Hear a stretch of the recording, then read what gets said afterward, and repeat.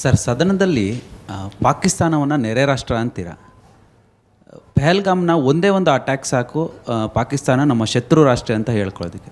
ಕಾಂಗ್ರೆಸ್ಗೆ ಹಿನ್ನಡೆಯಾಗುತ್ತೆ ನೆರೆ ರಾಷ್ಟ್ರ ಅಂದರೆ ತಮಗೆ ಅದರ ಅರಿವಿಲ್ವಾ, ಅಥವಾ ಹೇಗೆ ಸಮರ್ಥನೆ ಮಾಡ್ಕೋತಿರೋದು? ಪಹಲ್ಗಾಮ್ ವಿಚಾರಕ್ಕೆ ನಾನು ಕಾಂಗ್ರೆಸ್ಸು ನೆರೆ ರಾಷ್ಟ್ರ ಅಂತ ಹೇಳಿ, ಪಾಕಿಸ್ತಾನ ನೆರೆ ರಾಷ್ಟ್ರ ಅಂತ ಹೇಳಲಿಲ್ಲ. ಅಲ್ಲಿ ಯಾವುದೋ ಜಿಂದಾಬಾದ್ ಅಂದ್ರಲ್ಲ, ಅದಕ್ಕೆ ಅಲ್ಲ, ತಾವು ಹೇಳಿದ್ದು ಅಂದರೆ ಬಿ ಜೆ ಪಿಯವರಿಗೆ ಶತ್ರು ರಾಷ್ಟ್ರ ಆಗಿರ್ಬೋದು, ನಮ್ಮ ಪಾಡಿಗೆ ಅದೊಂದು ನೆರೆ ರಾಷ್ಟ್ರ ಅಂತ ಹೇಳಿದ್ವಿ. ಬಿ ಜೆ ಪಿಯವರು ಕೂಡ ಶತ್ರು ರಾಷ್ಟ್ರ ಅಂತ ಹೇಳೋಕ್ಕಾಗಲ್ಲ.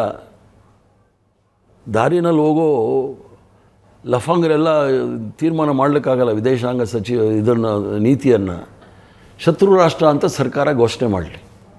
ಯಾರು? ನರೇಂದ್ರ ಮೋದಿಯವರು ಹೇಳ್ತಾ ಇದ್ದಾರಲ್ಲ, 56 ಇಂಚು. ನಾವೆಲ್ಲ ಫಸ್ಟ್ ಪಾಸ್ಪೋರ್ಟ್ ಮಾಡಿದಾಗ passport is valid throughout the world except South Africa ಅಂತ ಹಾಕಿರೋರು.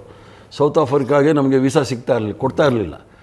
ಬ್ಯಾನ್ ಮಾಡಿ ಪಾಕಿಸ್ತಾನ ಶತ್ರು ರಾಷ್ಟ್ರ ಅಂತ ಘೋಷಣೆ ಮಾಡಿ. ಇವತ್ತು ಅತಿ ಹೆಚ್ಚಿನ ಗೋಮಾಂಸ ರಫ್ತಾಗ್ತಾ ಇರೋದು ಪಾಕಿಸ್ತಾನ ಇಂಡಿಯಾ ದೇಶದಿಂದ. ಅತಿ ಹೆಚ್ಚಿನ ಸಕ್ಕರೆ ಮತ್ತು ಬಂದೆ ಸಕ್ಕರೆ ಗೋಮಾಂಸ ಅನ್ನೋದು ಟೆಕ್ನಿಕಲಿ ರಾಂಗ್ ಬೀಫ್ ಅತಿ ಹೆಚ್ಚಿನ ಬೀಫ್ ಮಾಂಸ ಹೋಗ್ತಾ ಇರೋದು ಇಂಡಿಯಾ ದೇಶದಿಂದ. ಅತಿ ಹೆಚ್ಚಿನ ಸಕ್ಕರೆ ಮತ್ತು ಈರುಳ್ಳಿ ಆಮದು ಮಾಡ್ಕೊಳ್ತಾ ಇರೋದು ಪಾಕಿಸ್ತಾನದಿಂದ. ಮತ್ತು ಈ ಬಯಲಾಟ್ರಲ್ ಇದೆಯಲ್ಲ, ಅಂಡರ್ಸ್ಟ್ಯಾಂಡಿಂಗ್, ರಾಜತಾಂತ್ರಿಕ ಸಂಬಂಧಗಳನ್ನೆಲ್ಲ ಕಡ್ದಾಕಿ ಶತ್ರು ರಾಷ್ಟ್ರ ಅಂತ ಘೋಷಣೆ ಮಾಡಿ. ನೀವು ಶತ್ರು ರಾಷ್ಟ್ರ ಅಂತ ಘೋಷಣೆ ಮಾಡದೆ ನಾವ್ಯಾಕೆ ಘೋಷಣೆ ಮಾಡಬೇಕು? ಸರ್ಕಾರ ಇದೆ, ಜನ ಆರಿಸಿರ್ತಕ್ಕಂಥ ಸರ್ಕಾರ. ಇವ್ರು ಹೇಳೋದು ಹಿಂದುತ್ವವಾದಿ ಸರ್ಕಾರನೇ.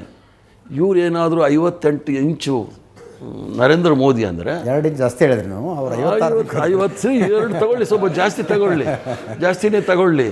ಡಿಕ್ಲೇರ್ ಮಾಡಲಿ, ಪಾಕಿಸ್ತಾನ ಶತ್ರು ರಾಷ್ಟ್ರ ಅಂತ ಡಿಕ್ಲೇರ್ ಮಾಡಲಿ. ಇವ್ರು ಯಾಕೆ ಮಾಡಲ್ಲ? ಅಲ್ಲಿ ಬಿರಿಯಾನಿ ತಿನ್ಬೋದಾ ಹೋಗಿ?